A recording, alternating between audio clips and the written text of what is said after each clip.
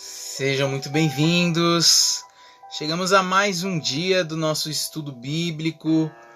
Que alegria podermos chegar. Deixa eu virar aqui a tela. Aí.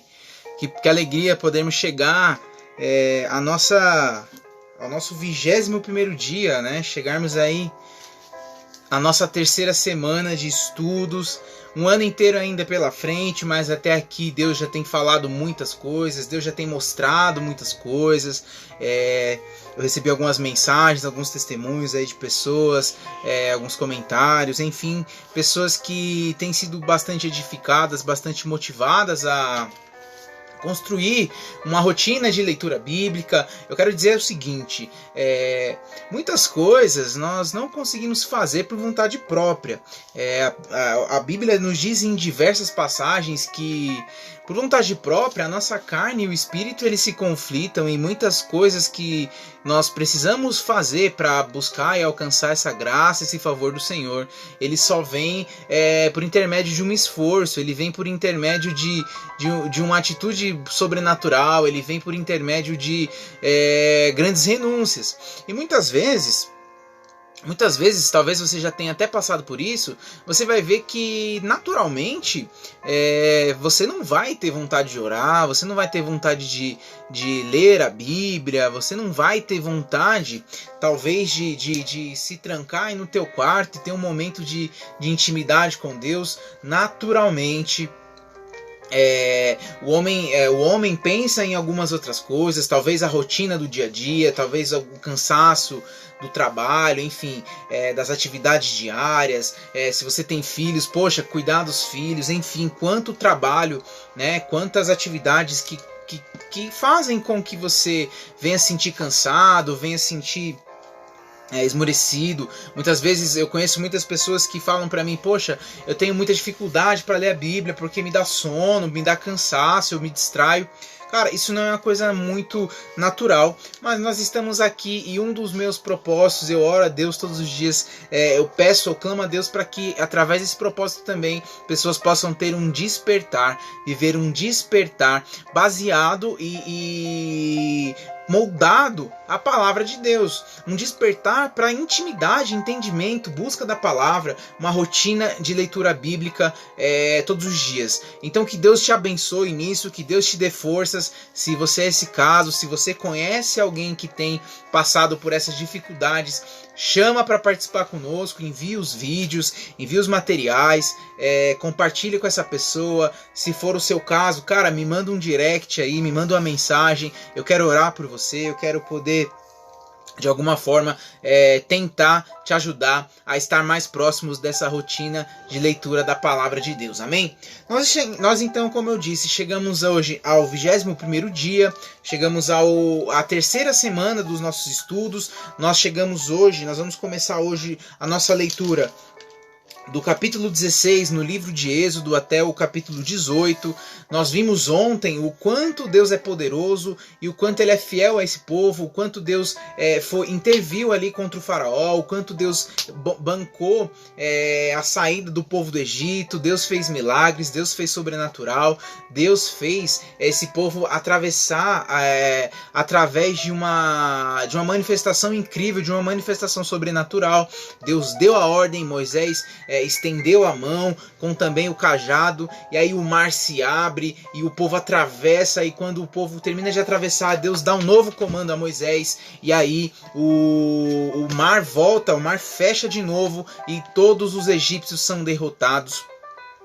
Nós vimos no final, no último capítulo ontem, nós vimos no capítulo 15, eles comemorando, fazendo um cântico, uma festa, um cântico de Moisés. Nós vimos aqui, talvez, o que nós possamos fazer referência até a essa canção como um salmo, uma canção de Moisés, ali onde ele celebra e ele menciona a vitória, o poder do nosso Deus. E termina o capítulo 15 fazendo menção a uma aliança que Deus traz com um povo então que foi liberto, não é mais escravo, é um povo que vive uma outra situação, é um povo que vê o poder de Deus, Deus vai derramando, Deus vai lançando coisas sobre eles, e agora eles começam a procurar e a enxergar também limitações, mesmo depois de serem tão abençoados por Deus. E muitas vezes nós somos assim também, né? Então vamos entrar hoje para a palavra, vamos buscar mais do que Deus tem para nos revelar nesse dia.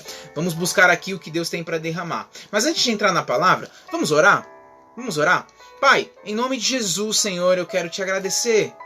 Eu quero clamar a Ti, eu quero, Senhor, clamar pela Tua presença, eu quero clamar, Senhor, pela tua manifestação de glória sobre nós, Senhor. Ah, Pai, muitos aqui podem ter um dia, podem ser que tiveram um dia muito difícil, Senhor, um dia de muitos desafios, Pai. Muitos podem estar desanimados, muitos podem estar cansados, muitos podem estar frustrados, muitos podem estar decepcionados, Pai, até mesmo assolados pelas dificuldades do dia a dia, Pai. Mas nesse momento, Pai, no momento onde tiverem acesso a esse vídeo, no momento onde tiverem acesso a esse estudo da Tua palavra, Pai, vem com renovo, vem com sobrenatural, Pai, vem com renovação sobre a mente, Pai. Traz um bálsamo espiritual sobre cada uma dessas pessoas, Pai. Espírito Santo, nós te convidamos a reinar sobre nossas vidas, te convidamos a reinar, Pai, em nossos corações. Nós te convidamos, Pai, nós entregamos e levamos a nossa mente cativa a Jesus Cristo para que venha pensamentos de bem,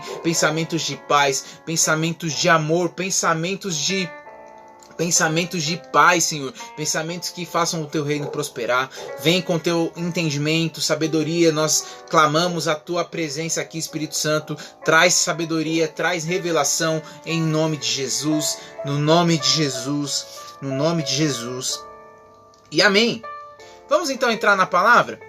Vamos mergulhar naquilo que realmente nos alimenta, naquilo que nos causa, naquilo que deveria pelo menos nos causar uma tremenda fome, uma tremenda sede. Nós vimos aqui que o povo no deserto teve sede. E eu te convido, eu clamo a Deus para que você, assim como eu, venha a ter sede de mais e mais dessa palavra. Nós terminamos o capítulo 15 vendo que o povo então já estava na travessia, estava no deserto. Deus os protegia, Deus guiava. De dia ele era uma nuvem que os conduzia, que ia à frente desse povo, fazendo com que esse povo tivesse condições de caminhar ali debaixo do sol do deserto. E de noite ele era como uma coluna de fogo que os iluminava e os aquecia, que permitia que eles fossem avante, que eles continuassem, ou seja, que eles não parassem em momento algum, que eles não desistissem. E aí nós vamos chegar ao capítulo 16, nós vamos ver um Deus de natureza provedora, nós vamos ver um Deus de natureza abençoadora, um Deus que olha, cuida e prepara a provisão para nossas necessidades. E talvez seja essa um dos maiores clamores, talvez seja esse nesse momento onde nós vivemos ainda uma questão de uma pandemia, uma questão onde muitas pessoas perderam seus trabalhos, muitas pessoas perderam as suas fontes de renda, suas empresas, enfim. Pessoas que clamam por provisão, pessoas que veem como um inimigo gigantesco as suas próprias necessidades, mas nós vamos ver que Deus ele é poderoso, Deus é um Deus de provisão. Talvez esse seja o contexto e o resumo desse capítulo 16, Deus é um Deus de provisão. Então nós vamos entrar aqui no capítulo 16 e falar a respeito do maná e as codornizes. O capítulo começa dizendo que toda a comunidade de Israel ela partiu e chegou ao deserto, que fica ali entre Elim e o Monte Sinai. E ele diz aqui um detalhe interessante, que foi no 15º dia do segundo mês, depois que saíram do Egito, ou seja, no 15º dia do segundo mês, havia ali mais ou menos...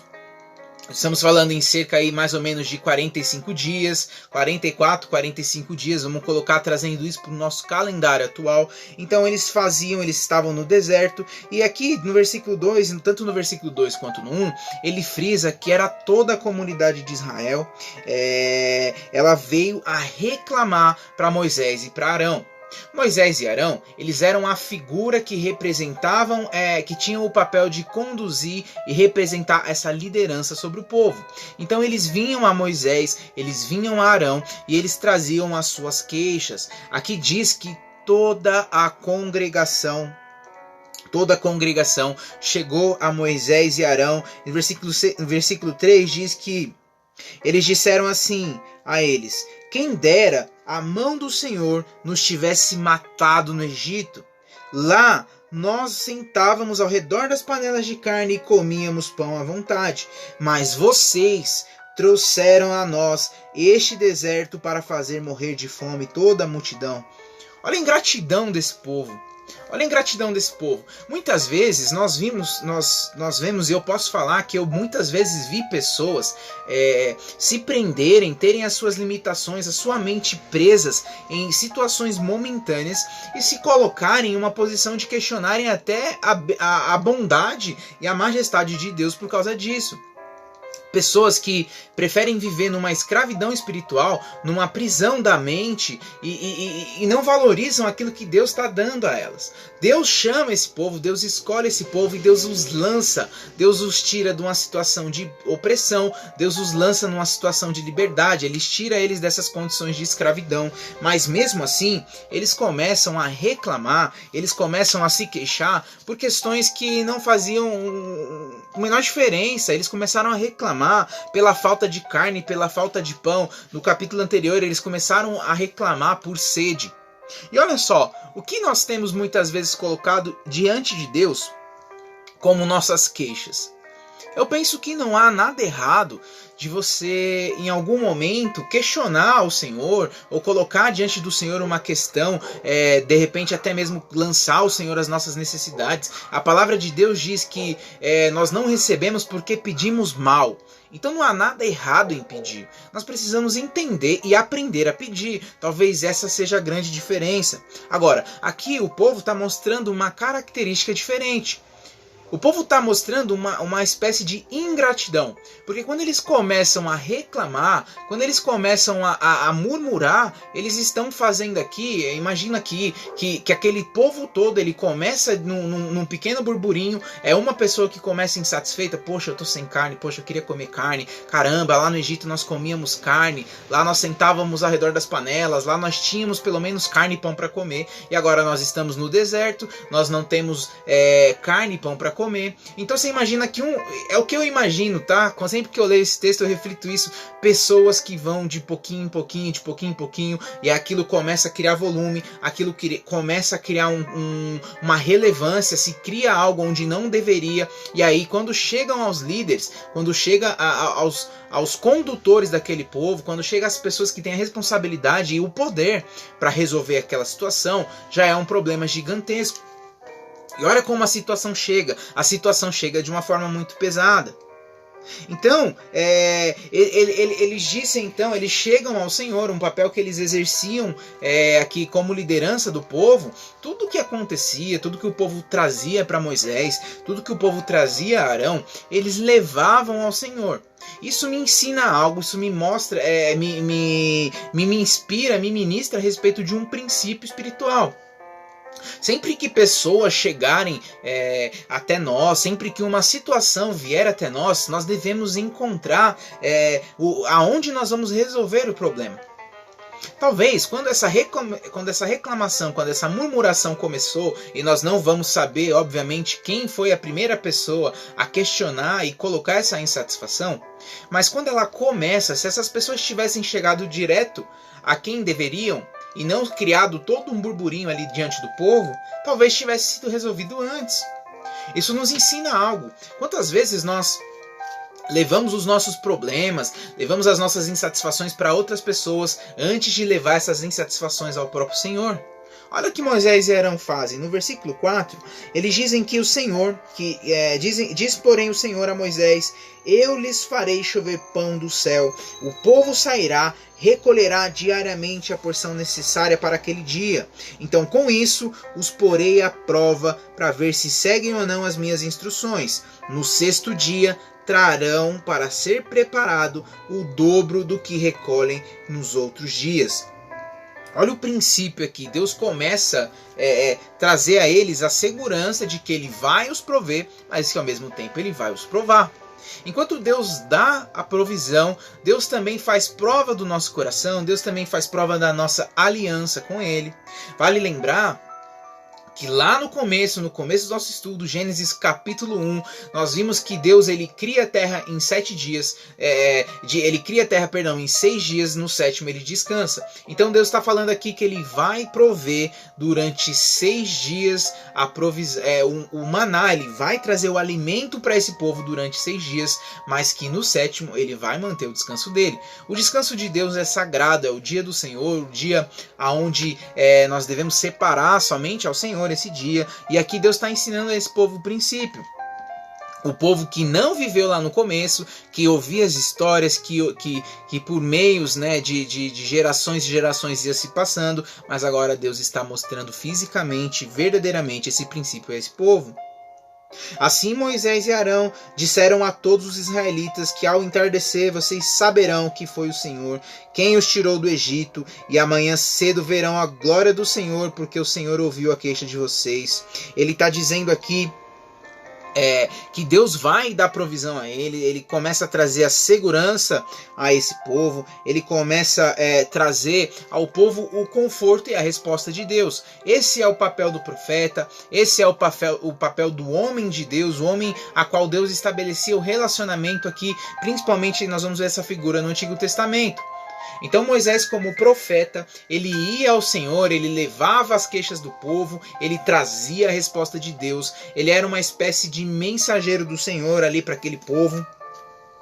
E aí ele traz a ele essas questões. Eles respondem: quem somos nós para que vocês reclamem a nós? E aí continua dizendo Moisés no versículo 8: o Senhor lhes dará carne para comer ao entardecer e pão à vontade pela manhã, porque ele ouviu as suas queixas contra ele. E quem somos nós? Vocês não estão reclamando de nós, mas do Senhor. Ele começa a dizer o quanto vocês começam a viver em ingratidão. Diga a toda a comunidade de Israel que se apresente ao Senhor, porque ele ouviu as suas queixas. E aí ele vai dizer no versículo 10 e 11, ele começa a falar, diz assim, enquanto Arão ele falava à comunidade, todos olharam em direção ao deserto e a glória do Senhor apareceu numa nuvem. E o Senhor ele fala pessoalmente a Moisés: ouvi as queixas dos israelitas, responda-lhes que ao pôr do sol vocês comerão carne e ao amanhecer se fartarão de pão. E assim saberão que eu sou Deus, que eu sou o seu Senhor. Deus, ele é espírito, e tudo que vive, tudo que faz a manifestação do Senhor é de uma forma espiritual. Lá em João capítulo 4, versículo 24, diz isso, que Deus é espírito, e que provém que aqueles que o adorem em espírito e verdade. Ou seja, assim, mostrando que ele é espírito, ele varia as várias formas no qual ele se apresenta, nas formas a qual ele se manifesta. A glória do Senhor, ela é uma das grandes teofanias, ou seja, aparições de Deus registradas em Êxodo. Ele aparece pela primeira vez para Moisés em uma sarça ardente. Agora ele se manifesta por meio de uma nuvem, ele se manifesta por meio de uma coluna de fogo. Ou seja, olha as diversas formas que Deus se manifesta na sua vida. Deus pode se manifestar na tua vida através de uma palavra profética, ele pode se manifestar na tua vida através de um sonho, através de até mesmo de uma palavra de conhecimento, através de uma outra pessoa que Deus possa usar. A Bíblia nos mostra diversas manifestações de Deus. Deus ele promete uma ampla provisão a Israel de carne e de pão para o povo de Israel. É o que ele diz aqui no versículo 12: vocês se fartarão. Ou seja, Deus ele tem muito para dar ao seu povo. Deus se alegra com isso. Deus ele provê carne. No versículo 13 nós vemos que ele provê carne por meio de um acontecimento natural, pela migração de codornizes para a região. Olha o que acontece aqui, olha o que diz o versículo 13, no final da tarde apareceram codornizes, ou seja, aves que cobriam o lugar onde estavam acampados. Ao amanhecer havia uma camada de orvalho ao redor do acampamento. Então, depois que o orvalho secou, flocos finos semelhantes à geada estavam sobre a superfície do deserto. Você consegue imaginar? Num deserto, de repente Deus faz aparecer um orvalho. Deus faz ali por meio de um orvalho. Cara, como o deserto deve ser, como isso deve ter sido assim intrigante, porque não condiz com a temperatura do lugar, não condiz com o tipo de ambiente a qual aquele lugar acontecia. E mesmo assim, Deus agindo isso de uma maneira tão sobrenatural, o povo ainda se limitava a questioná-lo, o povo se limitava a questionar o que Deus estava fazendo. Então, isso me mostra assim, o quão ingrato esse povo era. O quão ingrato esse povo era. Eles preferiam ver as coisas ruins que passaram, ao ver o sobrenatural de Deus. Igreja, nós temos que tomar cuidado. Cara, nós temos que ter muito cuidado com isso, porque muitas vezes nós nos permitimos agir dessa forma. Muitas vezes o ser humano ele se permite agir naturalmente dessa forma. Então tome cuidado para que isso não aconteça na tua vida. Tome cuidado para que isso não aconteça na sua chamada. Tome cuidado para que isso não aconteça na sua família, na sua casa, porque isso é algo muito sério. Isso é algo muito sério. Então quando os israelitas viram aquilo, versículo 15, começaram a perguntar uns aos outros, o que é isso? Porque eles não entenderam, eles não sabiam. E aí Moisés disse, este é o pão que o Senhor lhes deu para comer. Assim ordenou o Senhor, cada chefe de família recolha quanto precisar a um jarro, e cada pessoa da sua tenda. Cada um, eles começam a recolher aquilo que era o suficiente para eles. Dessa forma que nós entendemos que ninguém precisaria recolher mais, ninguém precisaria recolher menos. Existia ali uma quantidade certa. Deus, ele sabia, ele provia com excelência, com perfeição a necessidade de cada um. A medida hebraica aqui de um gomer, ela é usada somente nesse capítulo da Bíblia. É o que diz aqui quando ele diz em um jarro, em outras traduções ele diz um gomer. Ele corresponde a aproximadamente 2 litros, ou seja, era algo considerável, era algo muito interessante. Nos versículos aqui, então, do 16 ao 19, nós vamos ver aqui que havia uma instrução a respeito de como consumir isso, de como colher, de quantidade, etc. Ninguém deve guardar, no versículo 19 ele diz, nada para a manhã seguinte. Então é uma ordem que Moisés dá. Todavia, alguns deles então não deram atenção a Moisés, guardaram um pouco a mais para o dia de amanhã, mas aquilo criou bicho e começou a cheirar mal. Então por isso Moisés se irou contra eles. Olha só a consequência de não obedecer. Talvez seja muito fácil para nós falar isso, quando nós não estávamos no contexto que eles estavam. Agora, pensa trazendo para os nossos dias atuais. Quantas vezes nós recebemos uma ordem, quantas vezes nós recebemos um conselho e nós não temos a capacidade de cumpri-los com excelência? Aqui, a dependência de Deus, a dependência diária que os israelitas tinham com o maná, era a questão de um ato de fé. Era um ato de fé. Viver por essa provisão de Deus é completamente uma demonstração de fé. Eu tenho que crer que amanhã ele vai continuar me suprindo.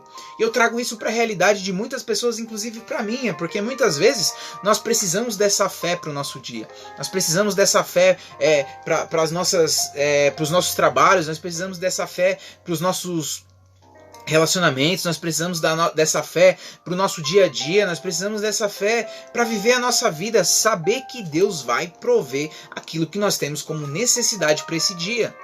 Deus é um Deus provedor. Aqui mostra que ele nunca falhou, que ele nunca deixou sequer uma pessoa passar necessidade, muito pelo contrário. As pessoas elas não precisariam recolher mais do que a quantidade necessária para o seu consumo, porque haveria mais maná no dia seguinte, ou seja, fazer isso seria ali um ato de rebeldia contra Deus, seria um ato de descrença daquilo que Deus estava fazendo. E mesmo assim, as pessoas continuavam fazendo isso, as pessoas não acreditavam. Elas não acreditavam que isso acontecia. Olha aqui no versículo 22 adiante, do 22 até o 26, ele vai trazendo a consequência disso. Então Moisés se irou com esse povo, eles guardaram até a manhã seguinte. Vai dizer aqui que no 6º dia, como Deus disse, eles guardaram a mais para a manhã seguinte, e não cheirou mal, não criou bicho, ou seja, Deus mostrou que tudo se faz conforme a ordenância dele. Ele começou dizendo, vocês vão recolher do 1º ao 6º dia a quantidade diária, porém no 6º dia vocês vão recolher a mais, porque eu vou liberar mais, porque no 7º dia não vai haver o maná. Mas porém, o 7º dia, o maná do 6º dia para o 7º não se estragaria. E olha como Deus é perfeito, Deus faz tudo, Deus pensa em tudo. Nós só precisamos aproveitar, desfrutar daquilo que Deus faz. Deus escolhe a nós para que eles façam, para que a gente viva esse prazer com Ele. E mesmo assim, o povo começa a falhar. Então, apesar disso, nós vimos aqui no 27 que alguns deles saíram no 7º dia para recolhê-lo, mas não encontraram nada. Então o Senhor disse a Moisés: até quando vocês recusarão obedecer aos meus mandamentos e às minhas instruções? Deus ele começa a ficar chateado. Se Moisés estava chateado, você imagina Deus. Peraí, cara, eu estou fazendo tudo por vocês. Eu estou fazendo de tudo por vocês. Eu estou dando alimento mais do que o necessário. Eu estou fazendo tudo para que vocês possam só desfrutar da minha presença. E mesmo assim vocês continuam sem me obedecer. Qual que é o problema de vocês? Deus estava perguntando, qual que é o problema de vocês? Por que vocês não me obedecem? Por que vocês não cumprem o que eu falo? Cara, eu só trago bênçãos para a vida de vocês. Vejam que o Senhor lhes deu o sábado e por isso no 6º dia ele não lhes dá pão para 2 dias. No 7º dia fiquem todos onde estiverem, ninguém deve sair. Então o povo descansou no 7º dia. E aí, através de uma bronca, através de um puxão de orelha, o povo vai obedecendo. Aqui diz que o povo chamou o maná, diz no versículo 31. Aquele pão, ele era branco como semente de coentro, tinha gosto de bolo de mel. E aí Moisés diz ali que o Senhor ordenou que eles recolham um jarro de maná e o guardem para as futuras gerações, para que vejam o pão que lhes dei no deserto. Ou seja, tudo que Deus vai construindo aqui no livro de Êxodo, ele vai fazendo e vai trazendo também ciência ao povo de que façam memoriais a respeito das bênçãos que o Senhor está derramando. Fazendo memoriais para que as próximas gerações, as gerações vindouras, possam ter ciência do quão poderoso foi o agir de Deus com eles.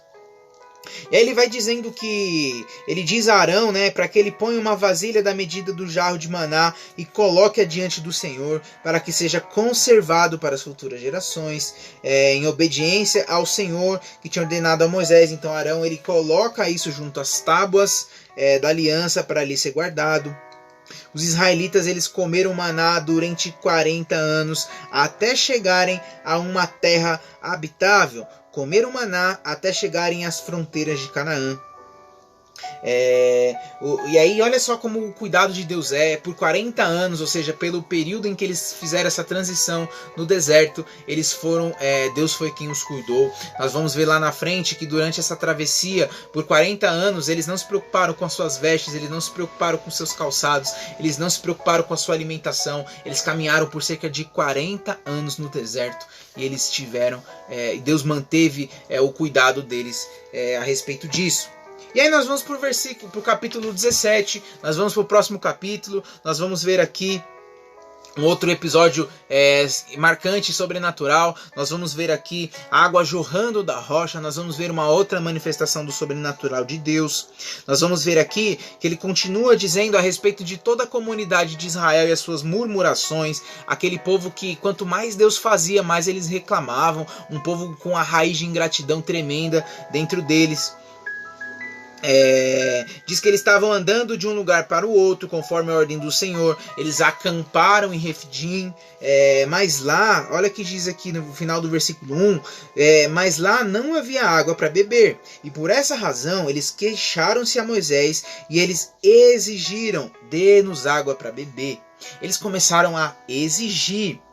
E aí eu penso que não deveria, como eu disse aqui, não deveria vir pecado nenhum em pedir água. Entretanto, o povo ele começa a fazer contenda. E aí que está o problema. O problema não é eu ter uma insatisfação. O problema não é eu discordar de algo. O problema não é eu ter um pensamento diferente, ter uma percepção diferente de algo. O problema é o que eu faço com essa insatisfação. Se essa insatisfação ela me faz provocar mudanças, ela me faz acontecer um despertar em mim para que aquilo possa ser transformado, para que eu leve isso às pessoas a qual podem resolver, para que eu leve isso para as lideranças capazes e principalmente ao próprio Senhor, tudo bem. Perfeito, sem problema algum. Agora o problema é quando eu faço disso uma insatisfação, dessa insatisfação, eu faço disso uma murmuração, eu faço disso uma fofoca, eu faço disso um motivo para caluniar outras pessoas. E aí Deus não se agrada disso, Deus começa a se manifestar. Eles reclamam outra vez no versículo 3. Eles começam a reclamar, eles colocam o Senhor à prova. Moisés diz: por que vocês colocam o Senhor à prova? Mas o povo está sedento e reclamou a Moisés: por que você nos tirou do Egito? Foi para nos matar de sede, aos nossos filhos e aos nossos rebanhos. Olha, toda vez eles começam a olhar para trás. Eu vejo muitas pessoas hoje querendo viver uma vida nova com Jesus, com as referências do passado. Aquilo que eu vivi lá atrás não serve para o meu parâmetro de hoje. Tudo que eu vivi de bom lá atrás não serve mais para hoje. Assim como tudo que eu vivi de ruim também não serve. Eu posso olhar para trás, ter referenciais, olhar o quanto porventura eu posso ter avançado, ou o quanto eu posso estar vivendo dificuldades hoje, mas isso não pode ser o meu parâmetro. Isso não pode ser o que norteia a minha vida. Eu tenho algo novo. Deus estava o chamando para algo novo. E Jesus também nos chama a algo novo. Quando nós entregamos a nossa vida, os nossos corações, as mãos de Jesus, nós, estamos vivendo algo novo. Agora não interessa mais o que eu vivi. E aí eles começam a reclamar. Então diz o Senhor a Moisés...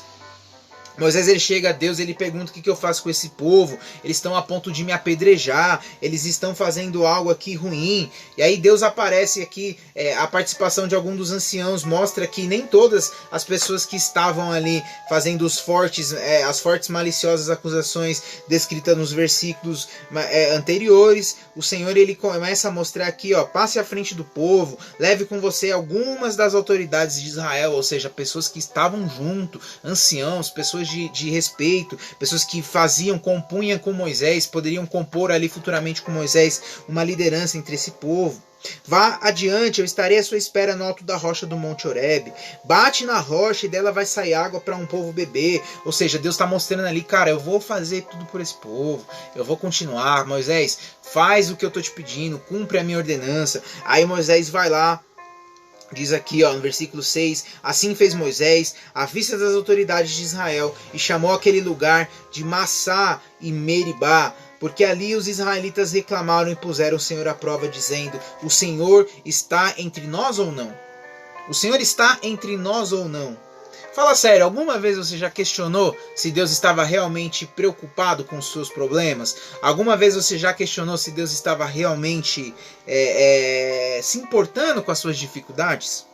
Cuidado, tá? Deus está à frente de tudo, os olhos do Senhor estão sobre todos nós. Deus não é um Deus que nos julga segundo os nossos parâmetros de justiça, mas muitas vezes nós somos ingratos ao julgarmos o que Deus tem feito a nosso favor ou não. E aí nós vamos ver a segunda parte desse capítulo, trazendo uma outra história, trazendo um outro contexto. Nós vamos ver aqui falar a respeito da vitória sobre os amalequitas. O povo de Amaleque, nós comentamos lá no capítulo 36 do livro de Gênesis. O povo de Amaleque, eles eram descendentes de Esaú, os edomitas. Não houve qualquer tipo de provocação para que esse ataque ocorresse. A Bíblia não relata algo específico. Os israelitas e o Senhor, eles consideraram essa ofensiva como extremamente abominável. Nós vamos ver isso aqui no versículo 14 e 16.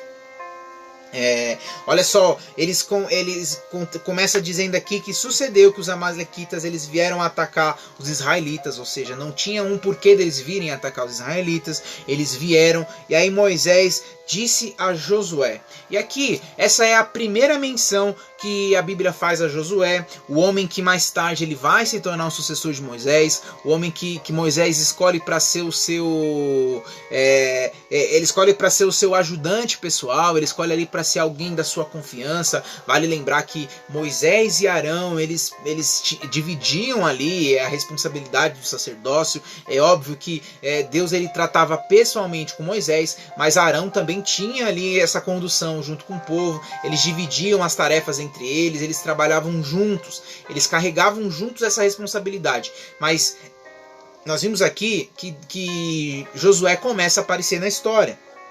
E nós vamos ver o quão importante Josué para esse povo. Então, Moisés chama Josué, ele diz aqui: escolha um dos nossos homens, lutem contra os amalequitas. E aí ele determina Josué aí na frente da batalha. Josué sempre apareceu como um líder de fronte de guerra, um cara guerreiro, um cara que vai para cima, um cara que não teme a morte, um cara fiel a Deus, um cara que acredita, um cara que vai, que persevera, que vai à frente.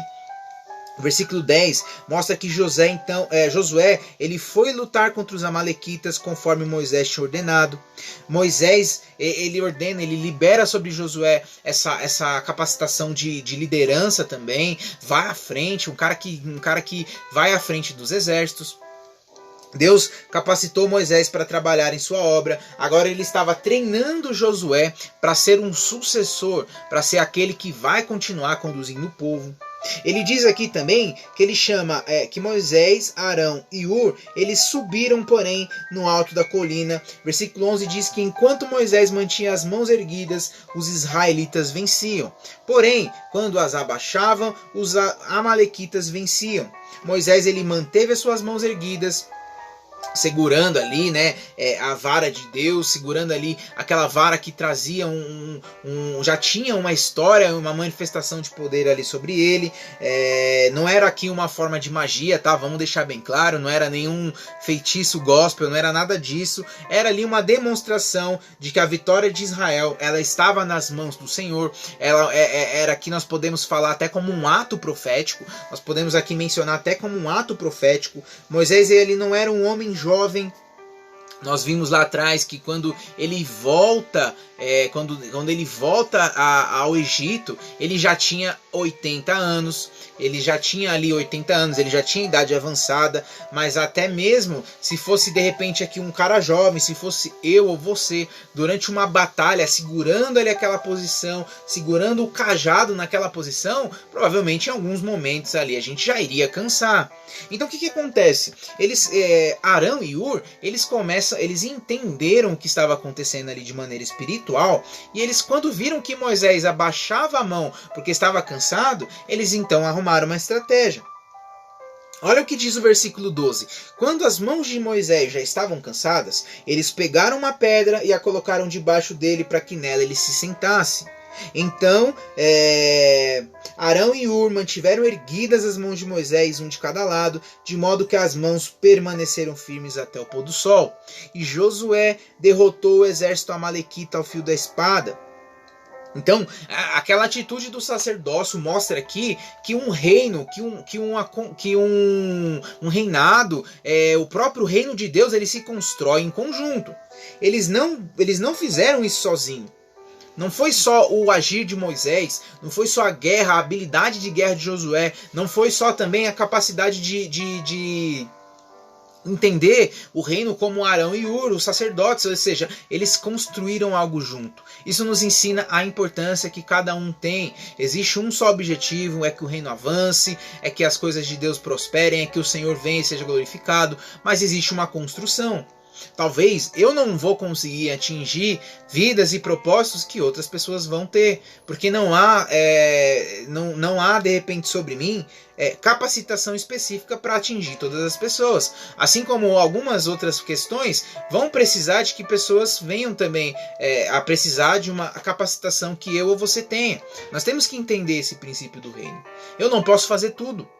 Eu não posso acreditar que eu posso ir sozinho. Isso não é. A própria palavra de Deus nos ensina que nós somos como um corpo. E é dividido entre partes. E cada um tem dons diferentes. E tudo isso se completa quando nós estamos caminhando em unidade. E onde nós colocamos sempre Jesus acima de tudo. Sempre Jesus à frente de tudo. O condutor da igreja. Aquele que nos traz a direção e a capacitação para isso. E ele continua dizendo, lembra que eu disse, tudo Deus ordenava que eles fizessem um memorial. Então por isso nós vimos tantos altares sendo erguidos, tantos motivos para sacrifícios em adoração, para que altares sejam erguidos, memoriais sejam erguidos, para que o povo viesse sempre ter menção daquilo que o Senhor faz. Versículo 14, depois que o Senhor disse a Moisés, escreva isto num rolo como um memorial e declare a Josué que farei para que os amalequitas sejam esquecidos para sempre. Moisés, ele constrói um altar, ele chama de o Senhor é minha bandeira, e ele faz um juramento, pelo trono do Senhor, o Senhor fará guerra contra os amalequitas de geração em geração. Então ele vê aqui que se termina o capítulo falando aqui que Deus ele vai exterminar aquele povo, os inimigos do Senhor, as batalhas a qual o Senhor trava por nós. O Senhor nunca perdeu nenhuma batalha, não vai perder, não é a minha nem a sua batalha que ele vai perder, ele nunca perdeu. Então nós temos que ter consciência de que os nossos inimigos caem para sempre, os nossos inimigos caem para todo sempre. E nós vamos chegar aqui no último capítulo do estudo de hoje, nós vamos chegar a Êxodo capítulo 18, e talvez aqui um dos capítulos que mais nos ensine acerca de liderança, um dos capítulos que mais nos ensine em termos de estrutura organizacional, seja isso para uma liderança no seu trabalho, seja isso uma liderança dentro da tua própria casa, seja essa uma liderança na igreja, seja essa liderança onde quer que for, inclusive da tua própria vida, óbvio, né? Isso aqui nos traz um princípio muito grande. Nós vamos ver aqui que Jetro, o sogro de Moisés, ele vem até ele e faz uma visita. No capítulo 1, o Jetro começa falando: Jetro, sacerdote de Midian, sogro de Moisés, soube de tudo que Deus tinha feito por Moisés e pelo povo de Israel, como o Senhor tinha os livrado do Egito. Deus ele quer que todo mundo, que até os confins da terra saibam do seu amor, saibam da tua grandeza, saiba de tudo que ele fez por esse povo, por aquele povo que ele escolheu manter uma aliança. Então Jetro fica sabendo. Ele era um sacerdote de Midian, ele era um sacerdote de outras terras, e mesmo lá naquela terra já ficaram sabendo o que tinha acontecido. E aí ele continua dizendo que o sogro de Jetro, então, ele vai até Moisés, ele chega até Moisés, veio Jetro aqui no versículo 5, veio Jetro com seus filhos e a mulher de Moisés encontrá-lo no deserto onde estavam acampados. Jetro mandou dizer: eu, seu sogro Jetro, estou indo encontrá-lo. No versículo 7 diz que quando Moisés sai ao encontro do sogro, ele se curvou diante dele, ele o beijou, ou seja, ele mostra afeto. Os antigos hábitos do Oriente Médio de curvar-se e beijar-se não representavam atos de adoração, mas sinais de respeito, lembretes de obrigação entre duas pessoas. Aquele não estava se ajoelhando ao sogro em adoração. Ele não estava fazendo isso como uma devoção ao sogro, não. Ele estava fazendo isso como um ato de respeito, um ato de amor, mantendo ali a posição e a troca que eles tinham, ou seja, o acordo que eles tinham firmado entre eles, ali como família, enfim. Jetro diz aqui no versículo 9 que ele se alegra ao ouvir todas as coisas que Deus estava fazendo por aquele povo. Disse a ele: bendito seja o Senhor que libertou vocês das mãos dos egípcios e do faraó, que livrou o povo das mãos dos egípcios. Agora sei, isso aqui talvez seja algo muito importante, agora sei que o Senhor é maior que todos os outros deuses, pois ele os superou exatamente naquilo de que se vangloriavam. Olha que detalhe interessantíssimo. Jetro, que era um sacerdote de Midian, um sacerdote que provavelmente via o Senhor como mais um Deus, como talvez mais uma crença. E quantos de nós passou, se você não cresceu em uma família cristã, quantos de nós passou a viver e ouvir a respeito de muitas crenças, a respeito de muitas manifestações de fé. As palavras de Jetro aqui, agora sei que o Senhor é maior, indicam que outra hora ele de repente considerou o Senhor somente como mais um de tantos deuses que aquele povo adorava. Só mais um diante de tantos deuses que aquele povo fazia imagens, esculturas, e agora ele reconhece. Ele reconhece por quê? Porque o nosso Deus é um Deus de poder, é um Deus que se revela poderosamente. E aí Moisés começa a falar a respeito de tudo isso. Jetro, então, o sogro de Moisés, oferece um holocausto, oferece um sacrifício. Os sacerdotes vão lá, fazem todo esse sacrifício. E talvez nós chegamos aqui à última metade desse última metade desse capítulo, o final do nosso estudo de hoje, trazendo uma lição a respeito de liderança, uma lição a respeito de governo, uma lição a respeito de humildade e submissão. Moisés, então, ele chega a Jetro, depois de passar todo o contexto, de expor ali as suas dificuldades. Imagino que eles tiveram uma conversa muito rica, Moisés passando ali as suas limitações, Moisés mostrando ali as suas dificuldades para tomar decisões. Nesse texto aqui, julgar, ele significa prover decisões. Olha o que diz o versículo 13. No dia seguinte, Moisés assentou-se para julgar as questões do povo, e este permaneceu em pé diante deles desde a manhã até o raiar da tarde. E quando seu sogro viu tudo o que ele estava fazendo pelo povo, disse: que é que você está fazendo? Porque só você se assenta para julgar, e todo esse povo o espera em pé desde a manhã até o cair da tarde. Não havia cabimento. Imagina a quantidade de pessoas e a quantidade de problemas que Moisés tinha que resolver. A importância dessa conversa, né? A importante conversa entre um profeta e esse sogro que mostra ali um lado bastante humano, traz aqui esse contexto, um lado humano de Moisés. Nós precisamos entender que pessoas, por mais que exerçam uma liderança sobre um determinado papel, um determinado lugar, um determinado ministério, enfim, cara, essas pessoas são pessoas normais. Elas têm uma vida normal, elas têm limitações normais, elas têm dores, elas têm também as suas frustrações, ela tem também os seus medos, as suas mágoas, enfim, são pessoas como eu, como você. E muitas vezes nós não temos, quantas vezes eu vi pessoas não terem essa sensibilidade, quantas vezes nós não vimos pessoas terem esse entendimento. Cuidado, nós temos que ter esse entendimento. São pessoas normais. E Moisés, ele está assumindo um fardo que não é para carregar, um fardo impossível de carregar sozinho. Então, ele começa aqui, o seu sogro começa a trazer a ele entendimento. Olha só, Deus muitas vezes, cara, vai usar pessoas que não são do nosso próprio convívio. Muitas vezes Deus usa pessoas que não são do convívio cristão, do meio cristão, para nos abençoar e para nos ensinar princípios. Olha o que Moisés vai aprender com o sogro que até então está conhecendo esse Deus, que não tinha contato. Então o versículo 15 diz que Moisés respondeu: o povo me procura para que eu consulte a Deus. E toda vez que alguém tem uma questão, essa é me trazida e eu decido entre as partes e ensino-lhes os decretos de Deus. Agora olha o que responde o sogro no versículo 17.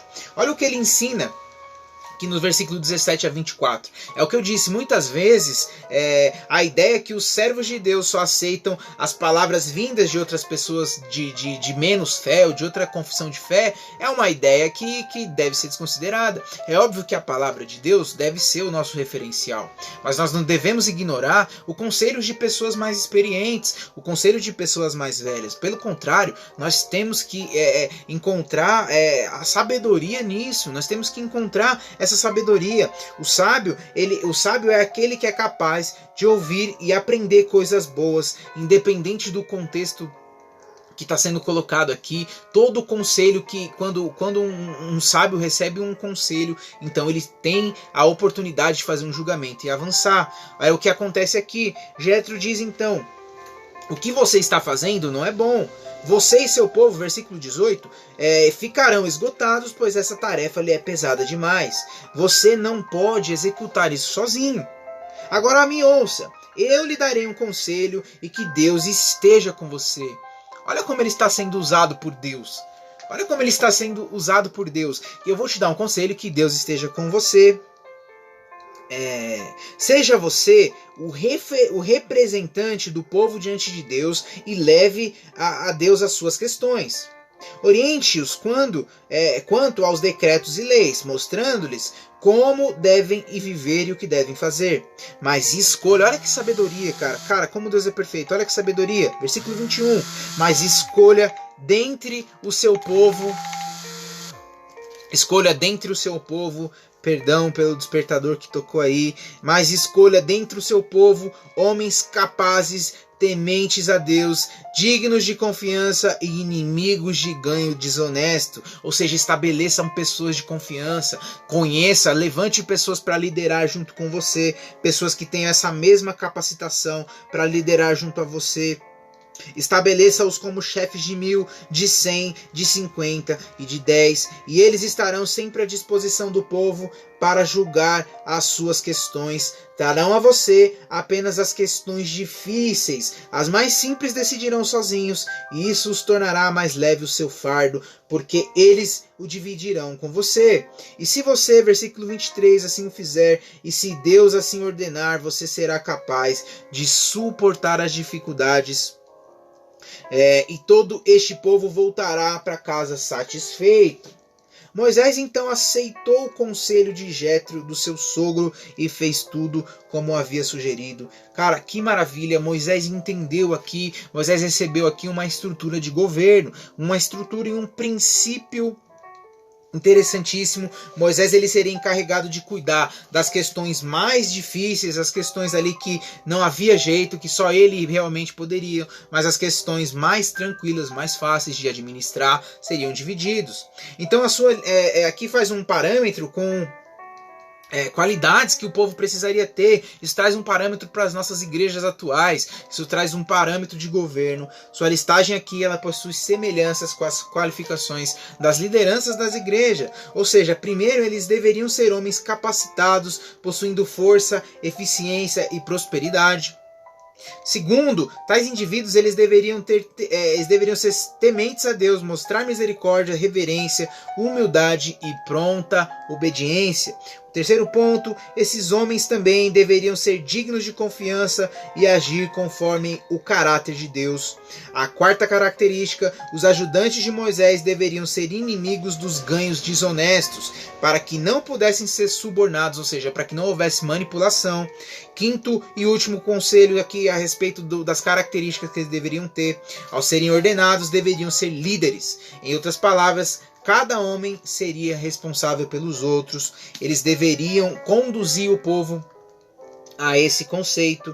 E aí nós vamos terminar a nossa leitura de hoje, nós vamos terminar o nosso capítulo entendendo aqui que nós podemos ver claramente o caráter de Moisés sendo manifestado aqui. Versículo 24 diz aqui que ele aceita o conselho do seu sogro. Ele não era um cara soberbo, ele não era um cara arrogante, não era um cara que estava disposto a conduzir o povo de acordo com as suas próprias vontades. Escolheu homens capazes, ele fez o que ele fez. Ele fez o que o sogro o aconselhou.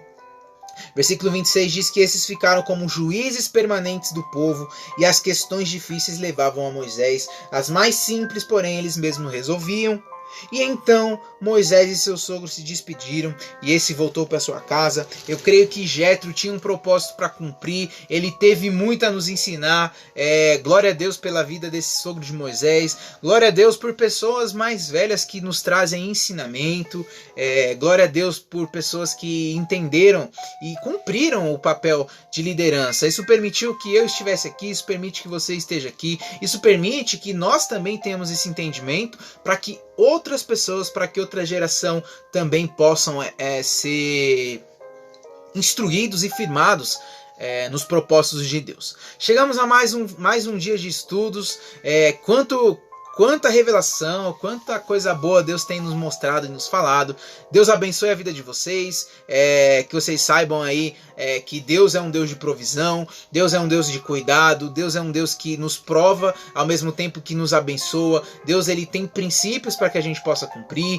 Deus é um Deus que traz a nós capacitação. Deus é um Deus que faz milagres para nos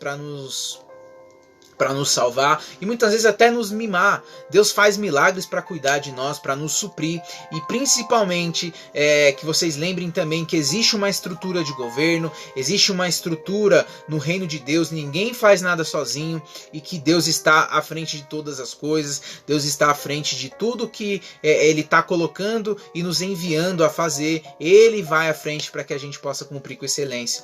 Estabeleçam pessoas na sua vida, estabeleçam pessoas no seu negócio, na sua casa, na sua igreja. Estabeleçam pessoas que vão te ajudar a conduzir com excelência o propósito que Deus colocou na tua vida. É isso. Por hoje é só. Amanhã tem mais vídeo, amanhã tem mais conteúdo da palavra, amanhã nós vamos continuar estudando aqui, continuando buscando em Deus e entregando também o nosso tempo de devoção. Deus abençoe a sua vida, vocês fiquem na paz e com o amor de Cristo.